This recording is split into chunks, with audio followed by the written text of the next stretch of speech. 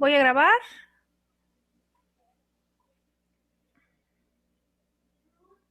Ok, listo. Bueno, seguimos con la estructura de párrafos. Espero que estén leyendo. Ay, tenemos ahí chicos en festejo. Guau, guau, guau. Qué bárbaro. Los chicos. Súper, súper. Me hubiera puesto el de Caperucita Roja, hombre. Mi hija trae de Caperucita Roja. ¿Eh? Se ven muy lindos. Mira nada más. Qué bueno porque queda grabado. Sí, ¿verdad? La peluca del aro. No, no. Y los asusto. Hello, hello. Bueno, a todos nuestros fantasmas, a todos nuestros Gasparines, ¿sí? Un saludo. Bien, pues como ustedes saben, estamos trabajando. eh, Gracias por ese momento de diversión. Estamos trabajando con la estructura de párrafos. Hay que estarlos repasando. Voy a recordar, repasar, repasar. ¿Cómo aprendemos? Repasando, repasando, leyéndolos. Es la única forma, jóvenes. Entonces, para que ustedes estén cada vez más familiarizados con los términos, pero sobre todo con la estructura, porque trabajamos con estructura. ¿Cuál es el beneficio cuando nosotros estamos leyendo cualquier texto, cualquier material? ¿Cuál es ese objetivo? Cuando leemos, nuestra mente, así como lo hemos visto en otra materia, nuestra mente no puede dejar de sustraerse a la estructura que se nos presenta en un documento. Cuando nosotros leemos, por ejemplo, que estamos leyendo textos literarios, decimos, si leemos, por ejemplo, a García Márquez, vamos identificando su discurso, vamos identificando el vocabulario, pero sobre todo la estructura, de tal forma que leemos una historia y decimos, se parece a García Márquez, pero no solamente por ese vocabulario, sino es por la estructura que se tiene en la redacción, en cómo está realizando sus párrafos, ¿no? Cronológicos, narrativos, y decimos, se parece, ¿sí? Tenemos ya un referente. Y eso es muy interesante porque mientras más leemos, lo que hacemos es eso también. Nuestra mente va captando y se va también adaptando porque hay estructuras discursivas a las que se nos facilita eh, entender y reproducir. Y por eso decimos, me gusta cuando leo a fulanito, me gusta cuando leo a tal autor, me gusta cuando leo documentos científicos, porque tiene que ver con la estructura. La estructura la marca el discurso, eso es primeramente. Y luego viene la estructura interna de un texto, que es lo que ustedes han identificado, como la introducción, el desarrollo, el cierre, y cómo dentro de la introducción y el desarrollo y el cierre tenemos tipos de párrafo, como introductorios, como transitivos, conceptuales, narrativos, ¿no? Argumentativos, explicativos. Ustedes ya tuvieron un acercamiento con el modo discursivo, los modos discursivos, y vieron y se percataron también de cuáles son estas características. En el tipo de párrafo es solamente para saber clasificarlo. Cuando hablamos del modo discursivo es porque yo necesito argumentar algo, entonces recurro a ese modo discursivo y de manera oral lo hacemos. Cuando vamos a la escritura, entonces recurrimos a esa estructura a la que se nos da en el material y decimos cómo redactar un párrafo argumentativo. Ya identifiqué el modo. ¿Por qué? Porque ese es mi propósito comunicativo. Ahora, ¿cómo lo voy a redactar? ¿Qué características debe tener ese párrafo para que cumpla su función de ser argumentativo o de ser explicativo? Entonces, siempre vamos a estar trabajando con los modos discursivos y con la estructura de los párrafos. Entonces, voy a hacer una pausa tantito. ¿Alguien recuerda cuál es una de las características de el modo, del modo, de los párrafos argumentativos? Cristian, ¿quieres decir algo? o Cristina, perdón, Cristina Bermúdez. ¿Quiere decir algo? ¿Cómo sabemos que estamos leyendo un fragmento, verdad? Un párrafo argumentativo. Porque Sí. cualquier cosa que diga como que la soporta con otro dato que tenga validez y que le dé como fuerza a su argumento. Ok, ¿alguien más? Es un párrafo que da sustento a lo que dice el autor, como que le da más sentido, más información a lo que el autor está presentando. Ok.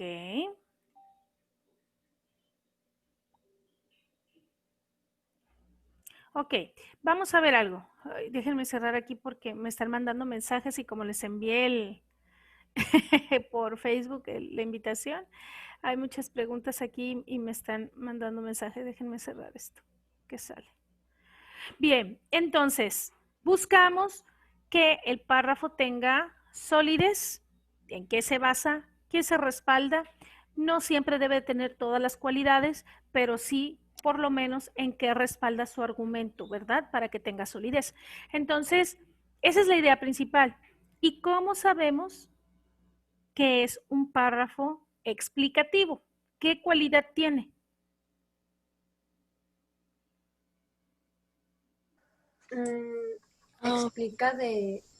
Explica de manera más amplia el tema. Okay. Voy a poner un ejemplo, quiero que me escuchen. Voy a hacer una pausa, voy a hacer párrafos muy, muy sencillos de manera oral, ¿ok? Y ustedes escriban ahí en su cuaderno, ¿sí? Porque es texto oral. Y ustedes escriban en su cuaderno cuál es el tipo de párrafo que estoy utilizando, ¿sí? ¿Sí me expliqué? Sí. Sí, maestra. Ok. Sí. Ok, Sí. ahí vamos. Y lo escriben ahí. Esto es para irlo practicando y luego para llevar a la escritura. Decimos, la semiótica es una disciplina, o que aunque se le llama también como una ciencia, pero es una disciplina que estudia los signos en el seno de la vida social. Por ello se dice que para comprender a la sociedad actual es necesario aprender sobre semiótica. Dentro de las diferentes funciones que trabajamos en esta disciplina es tratar de comprender cuáles son los términos, las palabras y cómo la gente llega a interactuar con un conjunto de imágenes y expresiones, porque cada uno interpreta de diferente forma. Con base en Guiraud, en el libro de la semántica, en el capítulo 3, nos establece que la interpretación que las personas realizan sobre estas palabras o imágenes se basan en tres principios fundamentales, que es el lógico, lingüístico y psicológico.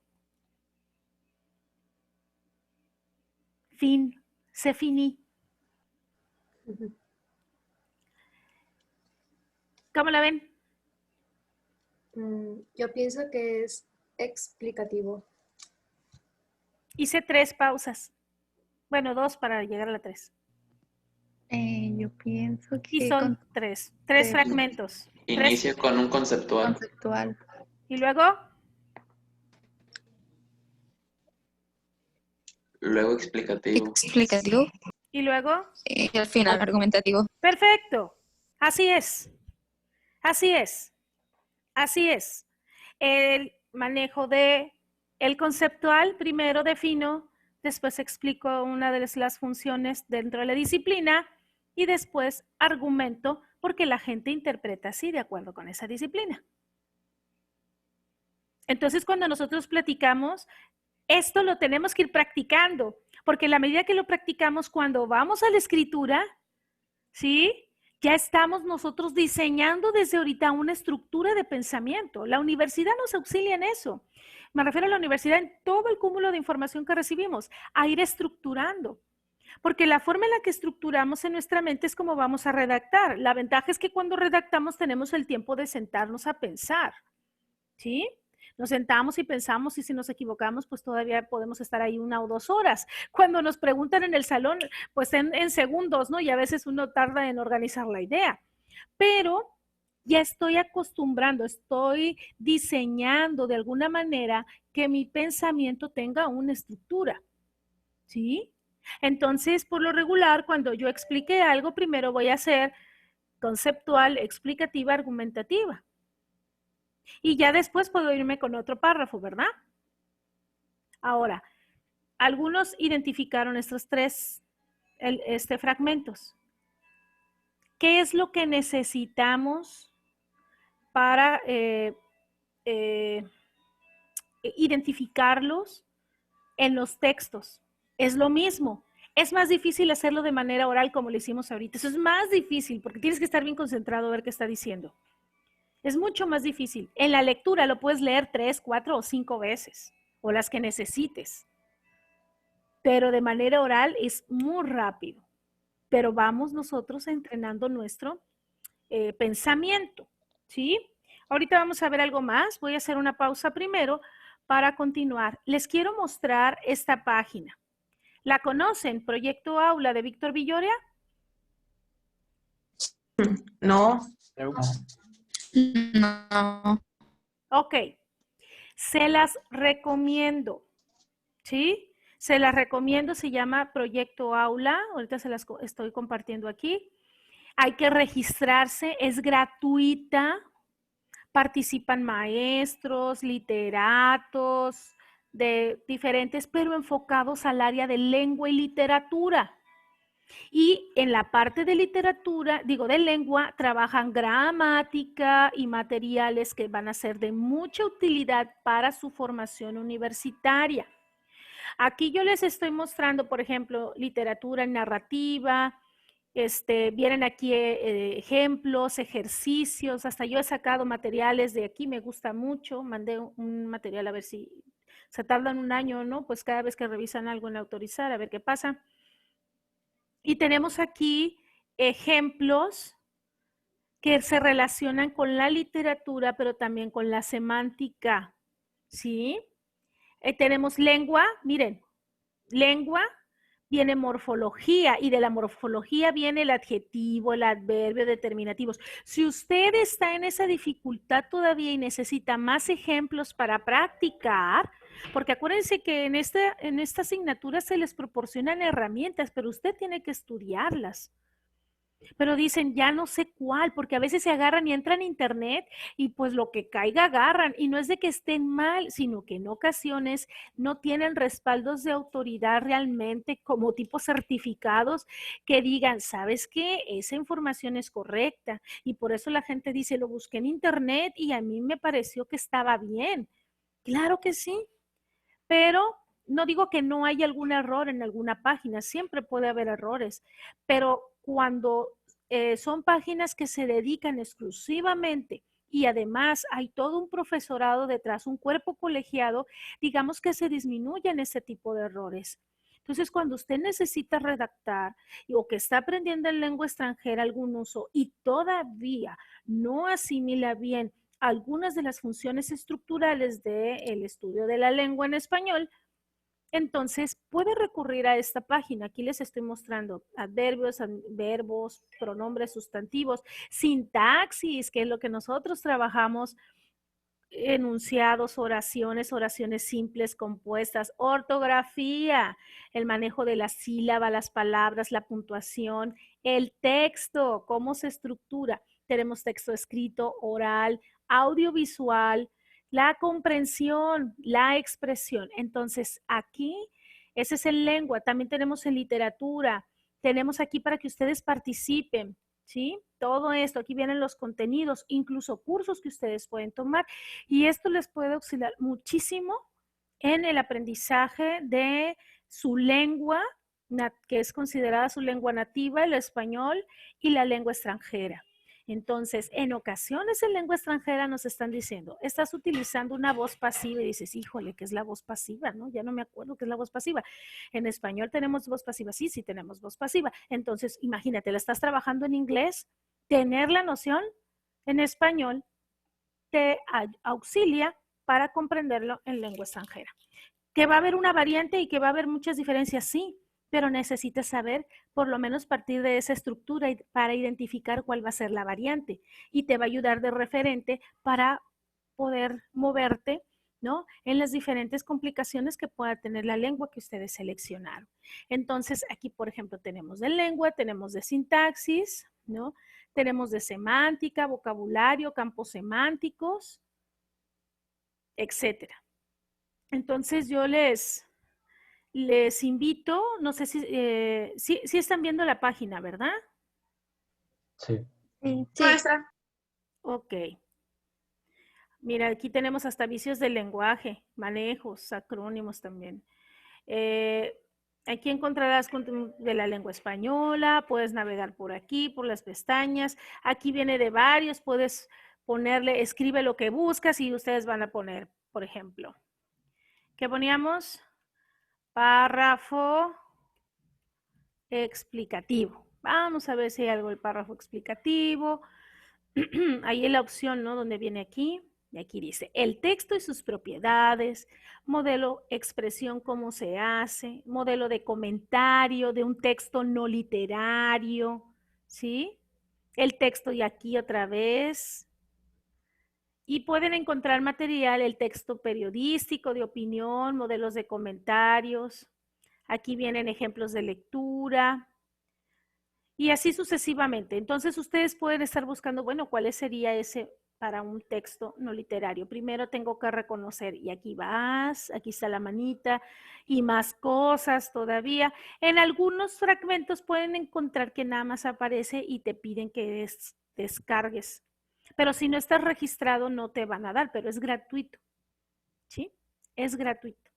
Y viene información muy interesante, pero especialmente la parte de lengua. Interactivos, ¿verdad? Bueno, ahorita no vamos a meternos con eso porque, híjole, ok. En fin, ortografía, semántica en los interactivos. Alguien dice, no, es que yo necesito trabajar sintaxis. A ver, vamos a ver. Y aquí vamos a los sintagmas de las oraciones, de las sustantivas, ¿sí? Complementos del nombre. Vámonos, por ejemplo, ahí.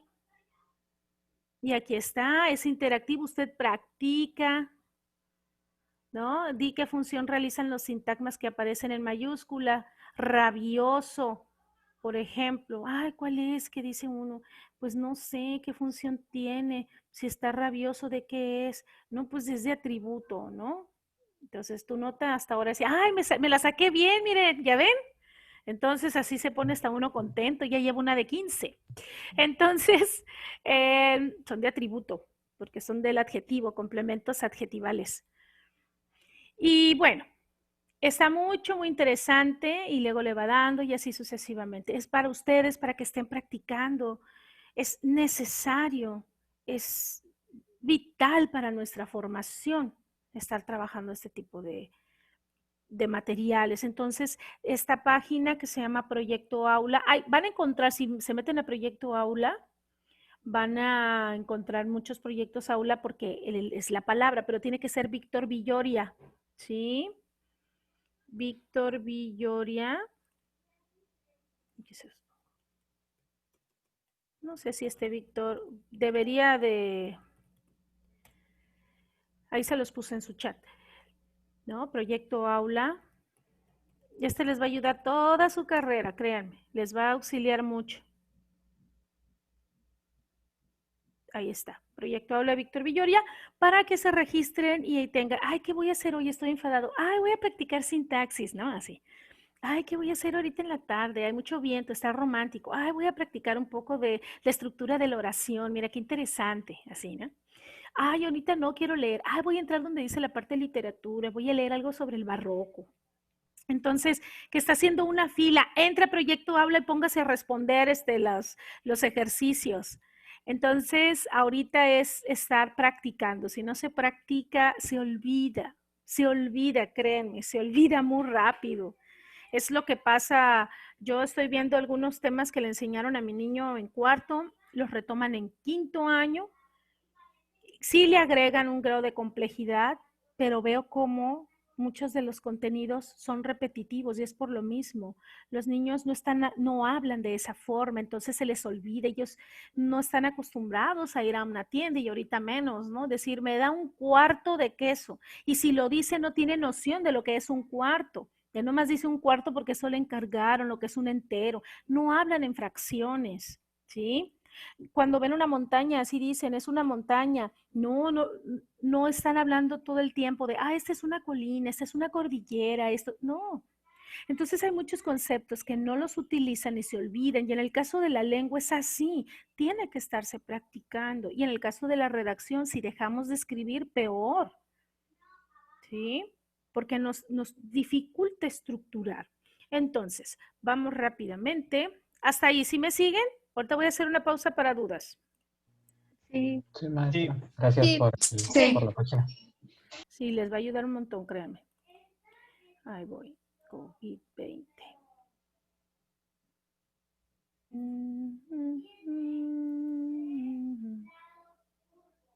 Hoy mi hija está exponiendo, hasta acá se oye. 3 lados curvos, no sé qué está.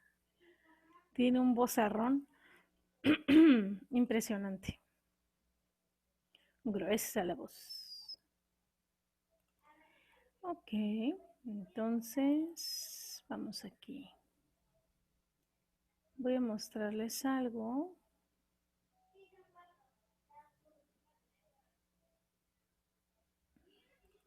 ¿Alguien de ustedes revisó el material de los vicios del lenguaje que les di?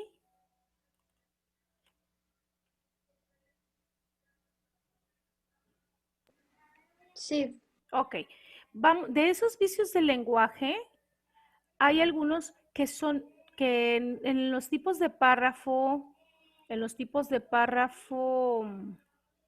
explicativo sobre todo, tienden a utilizarse con frecuencia, por eso se llama vicio. El vicio no es decirlo, el vicio es hacerlo recurrente, ¿no?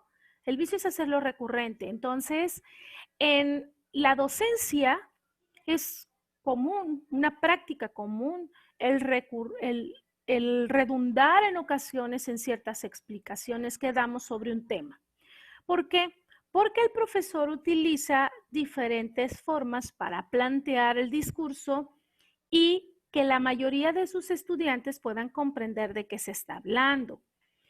Allá a lo mejor cuando el profesor dice en 3 palabras define algo, Arely dice, para mí es perfecto. Es más, son de los alumnos que pueden decir, ya no siga, profe, ya no explique porque me voy a confundir, ¿verdad?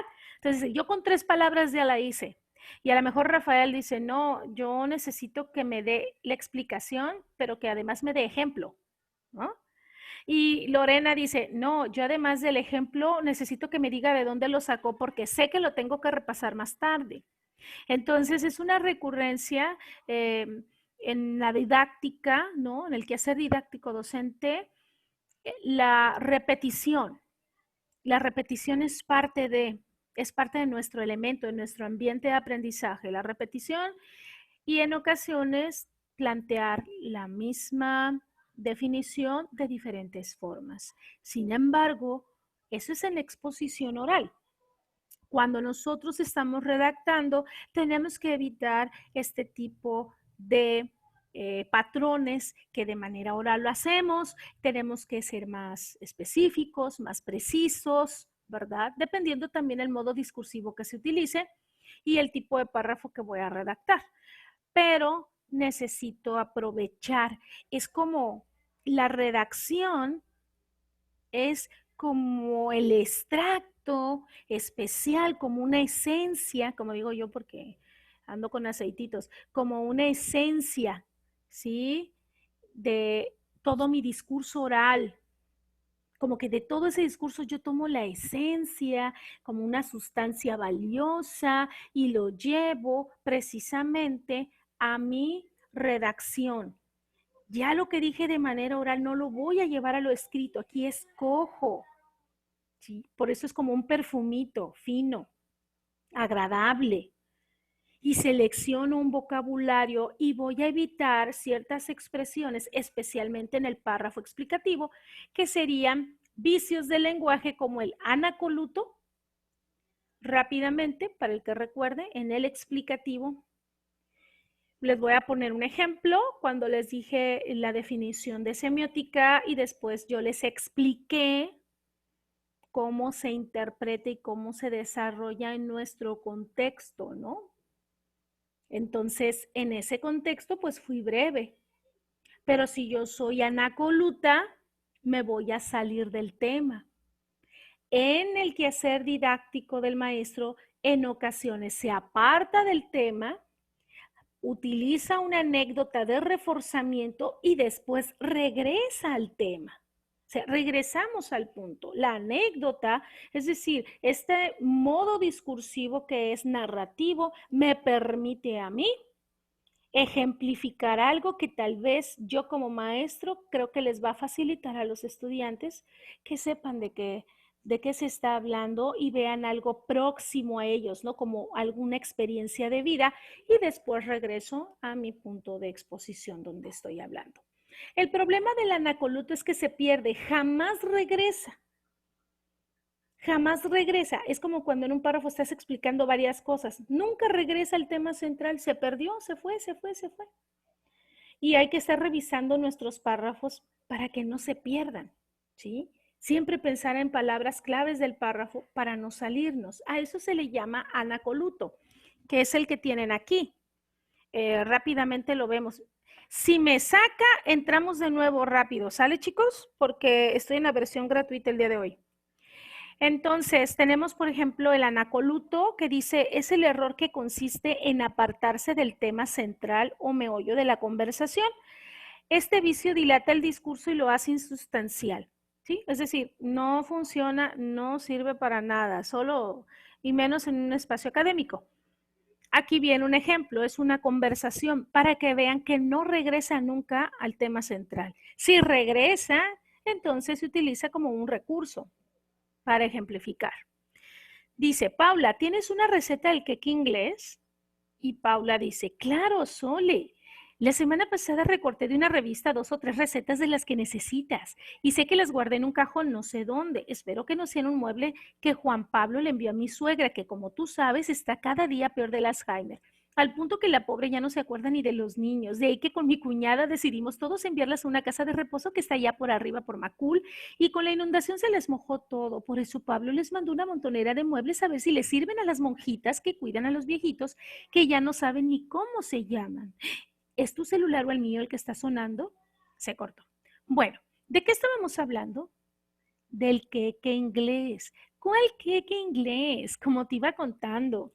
A mi suegra la pusieron en una pieza monona, tono pastel, con otra señora que resultó ser la mamá de... ¿Sí se dan cuenta? ¿Sí? Sí, soy Paula Sí. Novio. Nunca regresó, se perdió, entonces el ser anacoluto es un vicio del lenguaje. La recurrencia. Cuando redactamos, esto sucede en un párrafo explicativo. La gente se va y se pierde. De hecho, dicen, me emocioné. Se emocionó, le emocionó más escribir sobre algo diferente y se perdió.